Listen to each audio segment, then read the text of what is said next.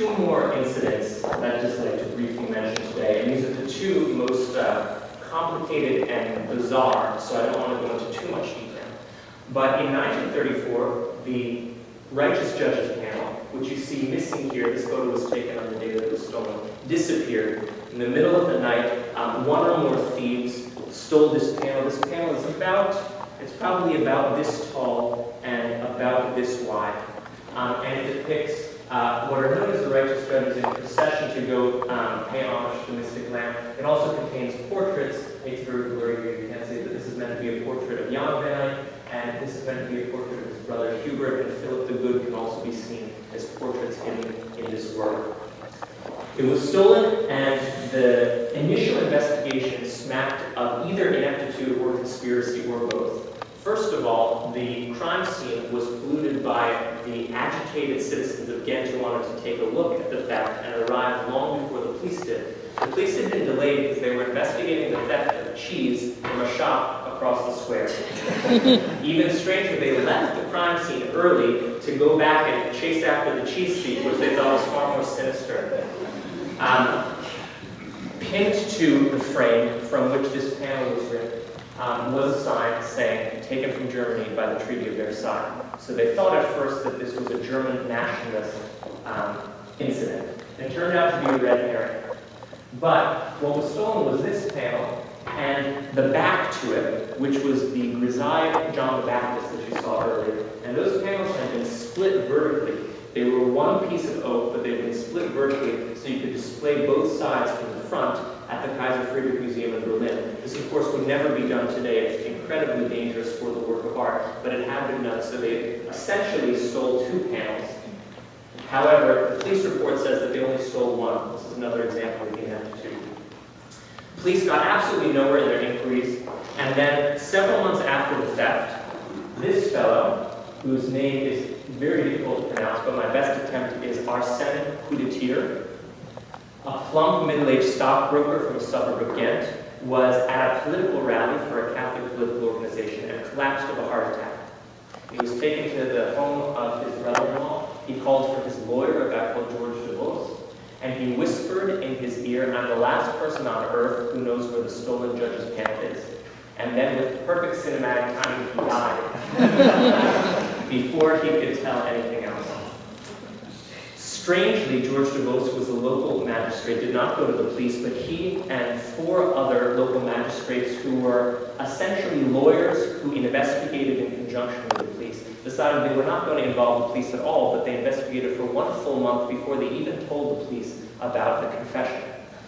They didn't get very far, but it smacked to many people of conspiracy, and there's a very complicated series of plots that follow, because there were 13 ransom notes ostensibly sent by Arsène Coudetier to the Bishop of Ghent. Very strange, almost laugh-out-loud funny ransom notes where the ransomer seems to be objecting to the fact that the bishop doesn't want to pay a ransom, and if he went to all the trouble of stealing this panel from the altarpiece, the least the bishop could do is pay the ransom for it. It seemed, to fast forward a bit and to give you some reason to read the book, so I haven't given away everything, it seemed that Arsène Coudetier was the mastermind behind a multifaceted plot. There were all sorts of conspiracy theories about why he would have stolen the altarpiece when he was in fact a very rich man. The ransom demand was for 1 million Belgian francs, but the police found that in his private bank account he had 3 million Belgian francs. So there doesn't seem to have been a financial motivation. My favorite conspiracy theory is this. You may know that Hitler and the Nazi elite were genuine believers in the occult and mysticism. And the concept of the Indiana Jones films comes from real history. There was a Nazi occult investigation research group called the Afternerve that sponsored essentially scholarly research trips looking for the Holy Grail and the Ark of the Covenant. There was a trip sent to Tibet to look for the Yeti, the abominable snowman, to capture for military purposes. So it is not odd to think that Hitler would think that there's some sort of mystical or occult significance to the Ghent altarpiece. And one of the theories posits that the Ghent altarpiece contains a coded treasure map to what's called the Arma Christi, or the implements used in Christ's Passion. and that Hitler believed that possessing these spiritual relics would give him supernatural powers. And knowing what we do about Hitler and the Nazi elite, this is not a bizarre thought that they wouldn't believe this. And the thought is that this coded treasure map had a key component to it hidden in the Righteous Judges panel, and that the panel was stolen to prevent Hitler from getting the completed map. Sounds pretty wacky to me, but there you go. There are other theories, but none of them have been agreed upon. One seems to implicate the bishopric itself, and this is one that I go into in some detail in the book. But there's a strange coda to this story that I'll get to in just a moment.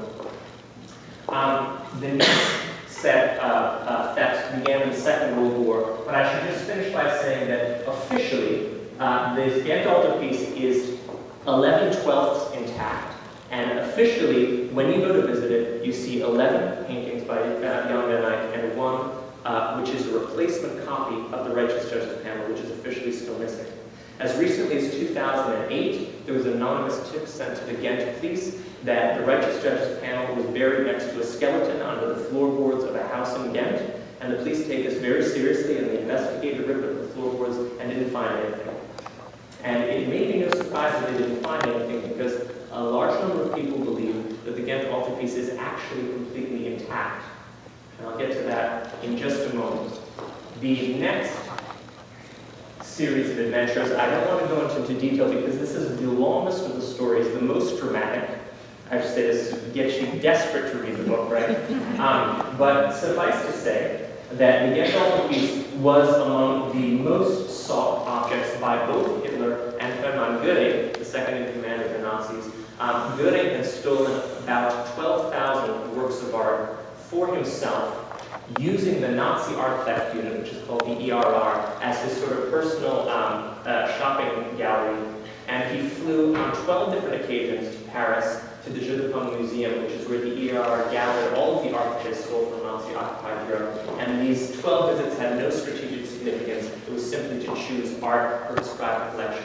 And he actually competed with Hitler, racing to be the first to steal works of art that Hitler either wanted for himself or wanted for a super museum that he planned in Linz, Austria, which was meant to be a citywide museum containing every important artwork in the world that would have been constructed after the war had the Nazis been successful.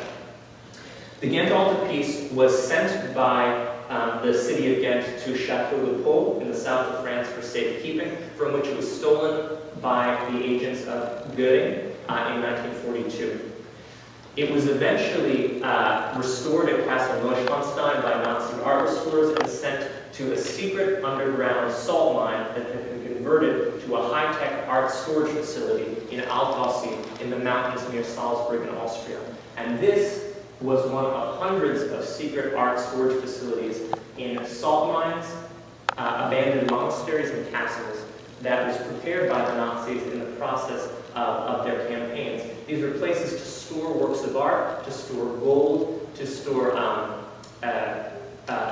Reichsmarks, the Nazi currency, to store paraphernalia. Even the skeletons and coffins of famous Germanic warlords were stored in some of these mines. And it was absolutely staggering the extent that was discovered by the Allies at the end of the war. But it wasn't until 1943 the Allies even became aware of Hitler's planned super museum.